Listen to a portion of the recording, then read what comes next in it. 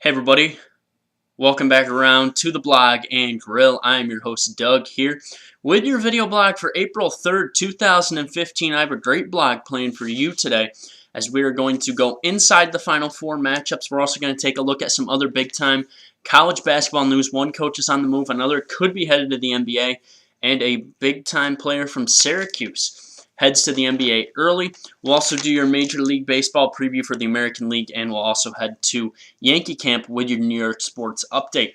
Let's begin, though, with the Final Four, as we will have our Final Four matchups tomorrow night, beginning at 6 o'clock with number 7, the 7 seed Michigan State taking on the number 1 seed Duke. And we're just going to break it down. First, we're going to take a look at the coaches, and what it comes down to is Tom Izzo in this matchup is a very good in-game coach, but I think it's a wash when it comes to the coaching because Coach K could be the best coach at preparing, especially when he has a week to prepare and he has a lot of talent. If we look at the defensive side of the ball, I like Michigan State with their size and their scheme, so I think Michigan State gets the edge on the defensive side of the ball as just better defensive players.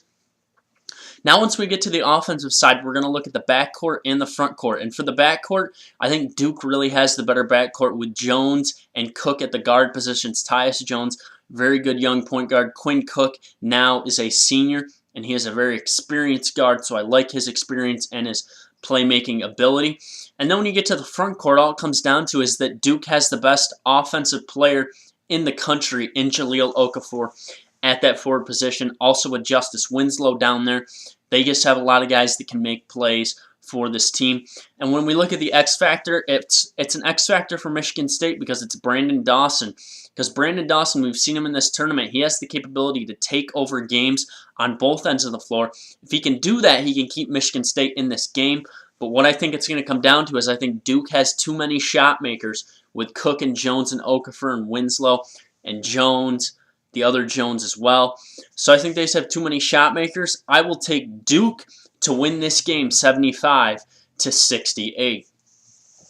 And in our other matchup, number 1 Wisconsin versus number 1 Kentucky, two very good teams. The coaches both run their systems very well. I think in-game, Bo Ryan is probably the better coach just because he knows how to make adjustments because he has to tweak more often. Coach Calipari really does his work preseason with his recruiting. He gets the best talent, he brings them in, and he gets by on pure talent, okay? So that's what happens with him. It's tough to coach these guys, I think, for Calipari just because they're just talented, and they just have to play up to their potential and just see what they can do. Defensively, Kentucky has elite NBA size. They have NBA size, not NBA bodies, but NBA size. Just a lot of 6'7", 6'8" guys on this team, but Wisconsin is a better, so Kentucky's kind of a good team defensively individually. Wisconsin is a good team defensively as a collective. Decker, Kaminsky, Jackson, they just play really good defense as a team. Backcourt, I'm going to have to give the backcourt advantage to Kentucky just because now with the Harrison twins in their second year, late in the season, they're now playing like juniors, okay? So that's a big advantage for Kentucky with these two highly skilled guards now playing basically with 3 years of experience at this point. The front court matchup, I'm going to give the front court matchup to Wisconsin. Despite the size of Kentucky, I like Kaminsky and I like Decker, and I think they match up okay and can make enough shots to cause trouble with the bigs of Kentucky. Ultimately, the X factor comes down to the veteran experience of Kentucky and also the matchup of Frank Kaminsky against Karl Anthony Towns, which is a very intriguing matchup. I think this game is going to be a slugfest. I think it's going to be kind of lower scoring, kind of a defensive battle. Some teams really struggling to shoot the ball.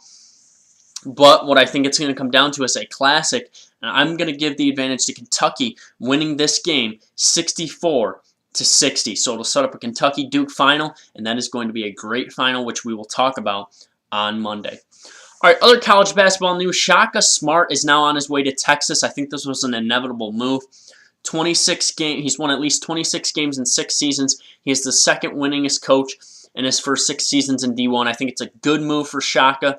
He's proven that he can win with VCU, but I think if he gets better recruits like he will at Texas, which I think Rick Barnes definitely underperformed with his talent, I think you're going to see Shaka Smart explode in Texas, and he could become an extreme contender in that Big 12 to get up with the Iowa States, to get up with the Kansases, to just get up with those higher edge teams like Oklahoma as well.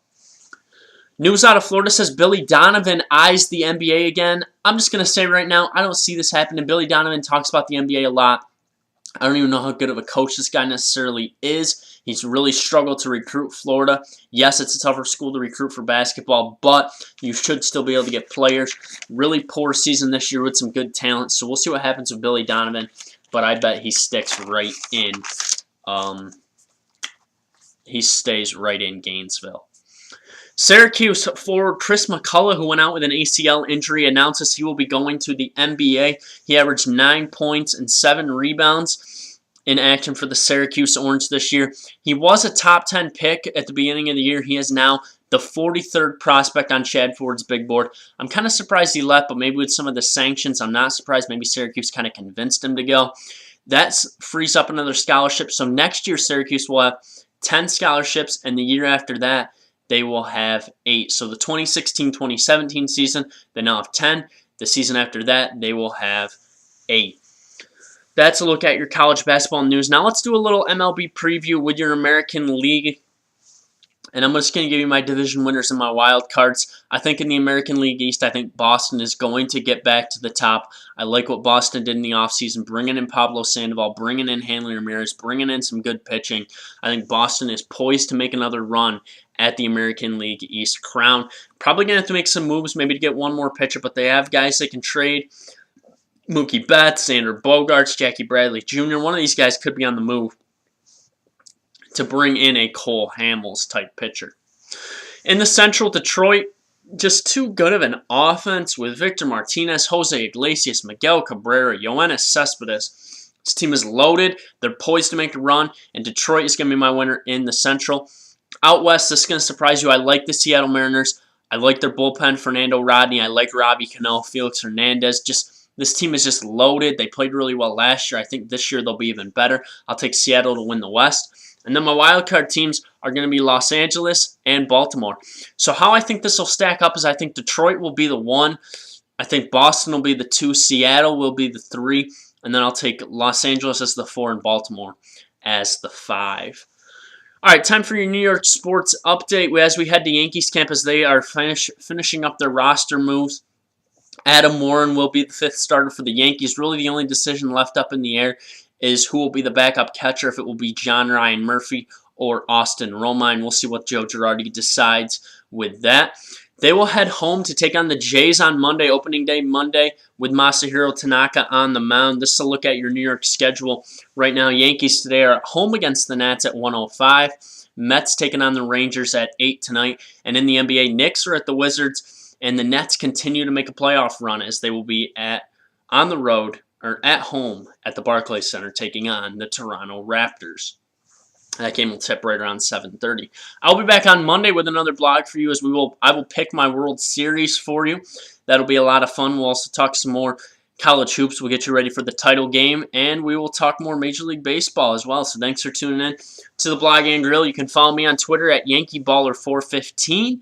You can also check me out on SportsMindedNews.com. You can follow me on Twitter as well. Thanks for tuning in to the Blog and Grill. Have a great Easter. I will see you on Monday. Stay classy. Thanks. Comment, question, subscribe. You know where to find me. Have a great weekend.